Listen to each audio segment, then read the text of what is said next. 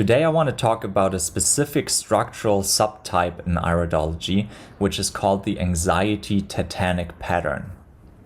And there are two distinct signs in our irises that indicate this pattern, which are one, the contraction furrows, which are these rings here in the irises. You can really clearly see them here in this one. And they are paired with the radii solaris here, these deeper furrows we can see. This pattern is usually created from previous generations that experienced a lot of stress, tension, and anxiety. A very common personality attribute for people with this sign is that they get very excited easily and go all in with the project that they're working on. But oftentimes they focus on too many projects at the same time, which then can get overwhelming and stress them out. People with this sign tend to worry more.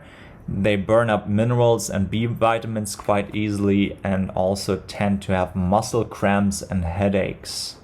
If you notice this iris pattern within your own eyes and the attributes that go along with it also apply to you, then it would be important to consciously just focus on one or two projects at a time, to develop a regular practice of meditation and deep breathing, to stay in a parasympathetic and relaxed state, and to sit down for your meals in a relaxed environment and chew your food really well to not cause any stress-related digestive issues.